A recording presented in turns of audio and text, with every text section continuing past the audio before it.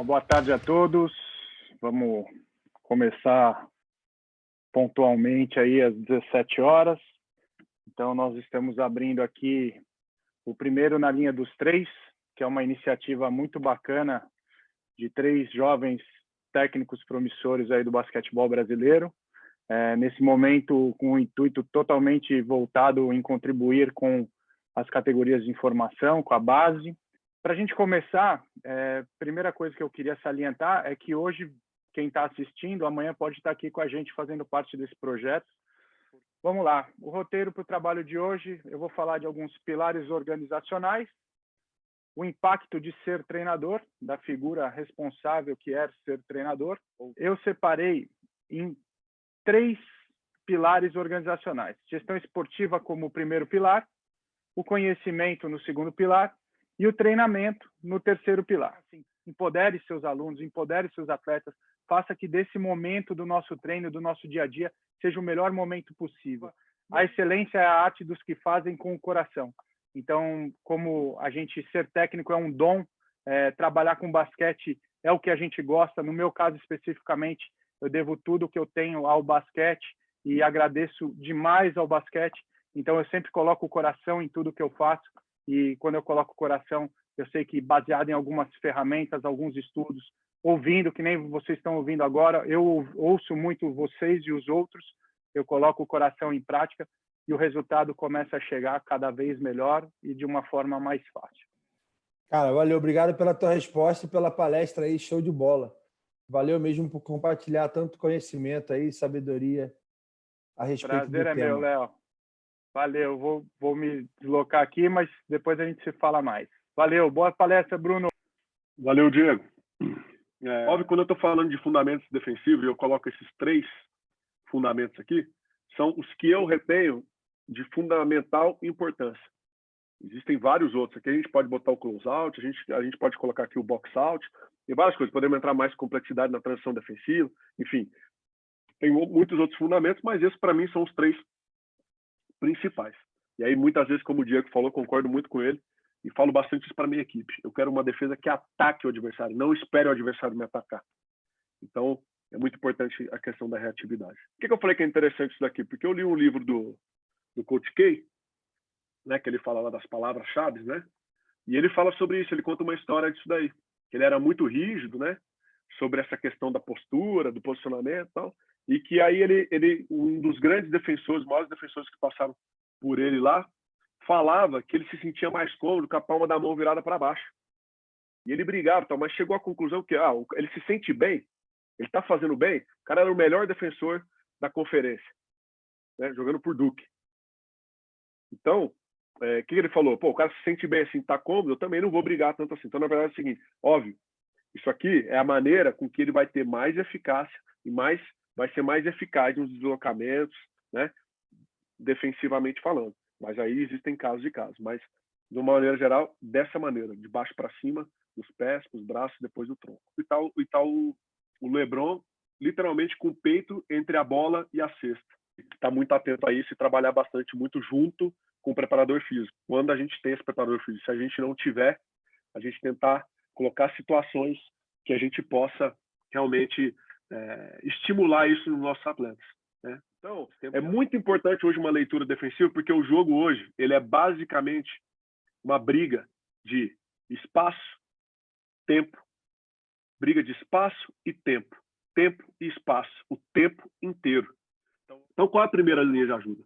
Primeiro, esse cara aqui está a uma distância, e aí vocês podem combinar o que vocês quiserem. Se o close-out é jogando para o fundo, se é jogando para o meio, eu uso jogando para o meio. Tá? Por quê? Porque, no meu ponto de vista, você jogando para o meio, para o lado que tem mais jogadores, você tem mais capacidade de fazer uma ajuda mais forte, você tem mais capacidade de ocupar esses espaços. O homem dele provavelmente está aqui, mesmo assim salta e ocupa a área. E muito provavelmente o Labomba está aqui esperando um passe para ele ser a rotação, e o Rubio era o homem dele. E aqui os 2 gasóis ocupando a área, sem espaço nenhum. A gente estava defendendo o Antetokounmpo aqui 1 contra 1, mas olha onde o Alex está. A um passo para ajudar o Bruno. Se ele quiser passar a bola aqui, ou esse homem vai ter que dar um passo para trás, ou o passo vai ter que ser por cima, e eu vou chegar na bola. Tá? Então isso aqui é fundamental daquilo que eu falei das linhas. Estou fazendo 3 coisas. estou ajudando o homem da bola, estou ocupando bem o espaço e estou na linha de passe. Estou pronto para rodar e deixar tudo muito mais compactado. E aqui os garotos fazendo, tá? Então, saltou e voltou, ó, cobrei bastante a reatividade de perna e braço deles, aí, ó. Então, bem alto. E aí vocês notam que esse cara aqui tem que, ó, ele vai receber a bola, ó como ele já está dando um passo para trás. Nós estamos ganhando espaço. Vai acontecer um pick and roll. Ó o Vezaro. Nessa hora que o David já falou para ele que é a primeira linha, a gente chama de primeira linha. E aí ele toma atitude. Ele percebeu que o Fúvio tá olhando só para cá. O homem dele tá fora da linha de jogo. Aqui o Fusaro não é perigoso. Se a bola bater na mão do Fusaro aqui, não vai ter perigo. Esse homem aqui. Ó como ele tá alto, acima da linha de 3 pontos. Passe aqui, esse cara não é perigoso. Ó esse outro ajudando. Ajuda da ajuda. Já estão fechados, já tá lá protegendo como último homem. E ó, como tá fechado. Mas defensivamente, cada vez mais, você precisa do companheiro, como eu falei aqui, para você ter uma defesa forte. Trabalho em equipe é igual defesa. Aqui, de novo, outra situação. E essa nossa equipe sempre demonstrou muito isso. E o que eu procuro trazer para as minhas equipes é que o trabalho é coletivo, a defesa é coletiva. Não importa qual defesa a gente tenha optado. Mas... Boa noite, Bruno. Boa noite a todos aí. Primeiro, te parabenizar pela palestra. Excelente. Tema excelente. Eu acho que agrega muito para a gente, tanto acho que para todos os níveis, né, de treinadores, tanto profissionais, de adulto, quanto categoria de base. E eu, assistindo a sua palestra e tendo a visão que eu tenho hoje de basquete adulto, profissional, eu, quando voltasse para treinar as categorias de base, voltaria de uma maneira diferente, assim, com a cabeça um pouco diferente. Porque e aqui eu vou fazer um meia-culpa, né? Eu ensinei 80% nas categorias de base a gente a defender a linha do passe o tempo inteiro, do jeito que você falou lá, né? Com a mão contrária, a palma da mão virada para a bola, e praticamente eu ensinava a fazer uma coisa só, que era você ser agressivo, tirando o passe. Então, meio que esquecia das outras coisas, né? Para mim, fechar os espaços era como se fosse uma defesa zona. E aí, na tua palestra, eu acho que o mais importante e que eu mudaria profundamente no momento que eu voltasse a treinar as categorias de base é inverter esse percentual, sabe? Fazer 80% ou até um pouco mais, fechando da minha defesa individual, fechando os espaços e, ao mesmo tempo, estando agressivo na linha do passe, né? Então, defendendo aquele... Eu achei muito legal o que você usou como termo, um homem e meio, né? Defendendo um homem e meio. E os outros 20% eu faria defesa agressiva, porque eu acho que faz parte também você ensinar o menino a estar na linha do passe, enfim. E a leitura defensiva, né? O exercício que você mostrou, fazer o shell drill todos os dias, 2 contra 2, 4 contra 4. Então, os exemplos que você mostrou ali, o menino levantou a bola, sabe? Levantou a bola, afasta. Abaixou a bola, fecha os espaços. Levantou a bola, cada um no seu. Abaixou a bola, fecha os espaços. Então, eu acho muito importante isso nas categorias de base. Acho que isso deveria servir de exemplo para os treinadores das categorias de base, também do adulto, né? Mas principalmente estamos falando um pouco mais de categoria de base aqui. E ensinaria, quero deixar esse depoimento, eu ensinaria totalmente diferente hoje, né? Porque eu acho que as melhores equipes defensivamente fazem desse jeito, e você ensina o menino a ser um pouco mais inteligente, ele não fica só defendendo o homem dele, ele defende todo mundo. E eu tinha só a gente marca muito parecido, né? E eu queria só que você explicasse um pouco, eu acho que vai ser alguma coisa que vai engrandecer, é aquela questão o pessoal tem muito receio quando a gente sobe as linhas da questão do backdoor, né? O próprio jogador tem medo, né? Tá tão alto que ele fica com medo de tomar o backdoor. Queria que você falasse um pouco dessa situação dos backdoor, como a defesa vai reagir em relação a isso. Então, isso uma... E aí entra, Léo, por isso que eu falo que é tão importante a gente trabalhar esses conceitos desde a base, para que o jogador perca esse medo. O ataque tentando bater a defesa e a defesa tentando parar o ataque. Então, como eu falei, o Gustavo bota para cortar o homem de cima, do 45 graus. Às vezes ele bota o homem da zona morta. Então, o que você está falando? O cara, ele vai ficar alto, e aí o receio dele é porque ele começa a ver que o cara está nas costas dele. E aí você fala assim, pô, mas se esse cara cortar para cima, eu já estou atrás dele, né? Mas aí é o que eu falei da questão da confiança, que o Gustavo falou lá, o segundo homem, o homem da segunda linha, ele está alto ali e lendo isso, comunicando, avisando, cortou, não cortou, aí eu vou no bump forte, não vou no bump forte, mas tem a responsabilidade. Aí é o que eu falo sempre, vá, se você tomar um backdoor, o seu outro companheiro vai ajudar. E aí tem as regras das rotações. Obrigado. Valeu. Amanhã a gente conta com você mais uma vez. É um tema que me enche os olhos, cara, quando eu vejo essa defesa e eu fico imaginando as categorias de base. Então, eu queria só lembrar mais uma coisa, além dessa primeira linha, fechar os espaços, eu queria lembrar algumas coisas que o Bruno falou, principalmente, vou ressaltar, para as categorias de base. Atacar e voltar, atacar e voltar, atacar e voltar, quem está na bola. E quem está sem bola, saltar e voltar, saltar e voltar, saltar e voltar, tá? Para a gente não ver nas categorias de base cada um defendendo o seu lá grudado, cada um no seu, no adulto, cada um defendendo o seu lá grudado. Tá bom? Valeu, Brunão. Agora a gente vai chamar um cara que vai ser o próximo na palestra aqui, que eu não sei nem como apresentar ele, de tanta história que ele tem no basquete. Então eu vou chamar o Vita, que é o Clóvis Haddad, pelas últimas coisas importantes que ele tem feito aí, que foi a participação dele, né, e está participando ainda das comissões técnicas das categorias de base no masculino, né? Entre outras coisas, ele já participou de comissões técnicas no feminino, tanto de base quanto adulto, enfim.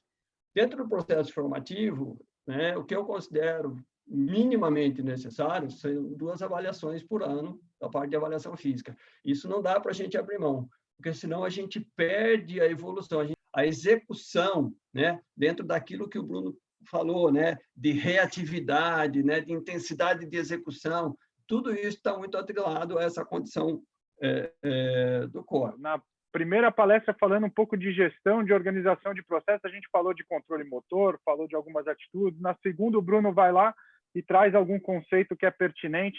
Essa conexão aí de conceitos, de sistemas, mostram que a gente está tentando traçar uma linha, né, de raciocínio, e que tudo isso é importante no processo de formação do atleta, principalmente nas categorias de base.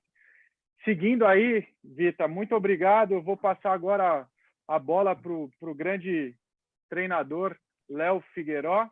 Eu estou falando justamente de um estímulo planejado, de um incômodo que a gente deseja, de um incômodo para trazer crescimento, que a gente fique ali sempre estimulando e estimulando essa parte cognitiva, o entendimento do jogo. Então, esse sistema ofensivo inteligente é algo que eu acredito que ele é muito mais que uma proposta tática, ele é muito mais do que colocar um jogador aqui, um jogador ali, aí se vier aqui, se esse cara correr aqui, não, é muito mais. A gente quer, com esse trabalho, principalmente na formação, a gente tem como objetivo jogadores que vão realmente pensar muito mais sobre o basquete. Então, eu vou abrir a minha apresentação para a gente poder começar a debater sobre isso, ok? Ordenação do jogo, né? Aí vem aquele lance que eu estava falando para vocês. Jogo livre, jogo por conceito. Alguns técnicos até me perguntaram, mas nesse jogo livre, você não fica muito na mão do jogador? Você não depende dele? Será que você não vai... Não, eu não concordo com isso, pelo contrário. Eu tenho até uma frase do meu pai, né? Meu pai é testar de alguém, mas meu pai falava assim que responsabilidade só se adquire à medida que você dá a responsabilidade, né? Então, essa proposta é uma proposta de você trazer mais responsabilidade para os seus jogadores, mais engajamento, que eles possam realmente decidir mais. Mas, geralmente, nessa formação de 5 abertos, esse homem que passa, ele corta para uma posição imaginária que a gente chama de ponto 6, né? Posição 6, que ela fica aqui no meio.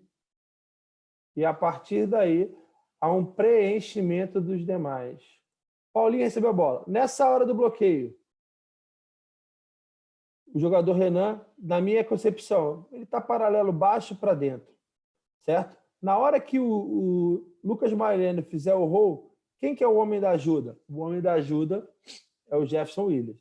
Então, o conceito ajuda o jogador a tomar a decisão, de forma que esse pivô passe por baixo, esse homem suba para que esse cara aqui fique em xeque se ele vai ajudar ou ele vai proteger o roll.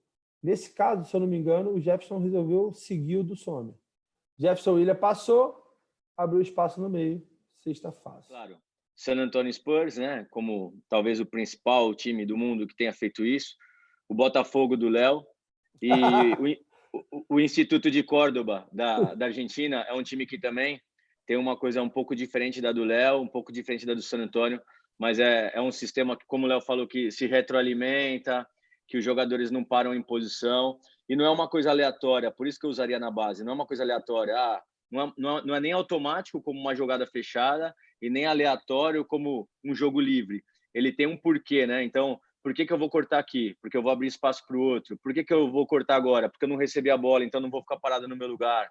Por que eu vou entrar aqui? Porque aqui tem espaço. Eu não vou entrar ali porque ali já está congestionado. Então, é legal e vai muito... Eu estou tentando desenvolver isso também, né, nos meus estudos, e a gente acaba aprendendo muito fazendo esse tipo de estudo. Então, é uma sugestão para todos os treinadores que estão assistindo, principalmente das categorias de base, que façam essa experiência de desenhar, o que eu posso fazer aqui? Bom, se ele não receber a bola aqui, ele corta, vai para lá, o outro vem para cá, enfim, façam esse exercício. A bola vai no poste baixo, é um pequeno, é um grande, como o meu time vai se movimentar? Então, façam esse exercício.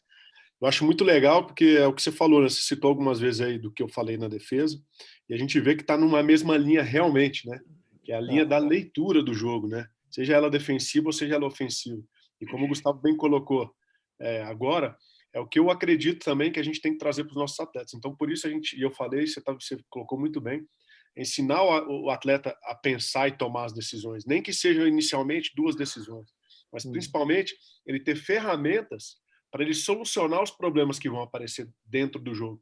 Né? Valeu, pessoal. Um abraço aí. Até amanhã. Contamos com vocês amanhã. Valeu. Deixa os comentários lá no que a gente puder melhorar também. Isso é sempre bacana. Um abraço a todos.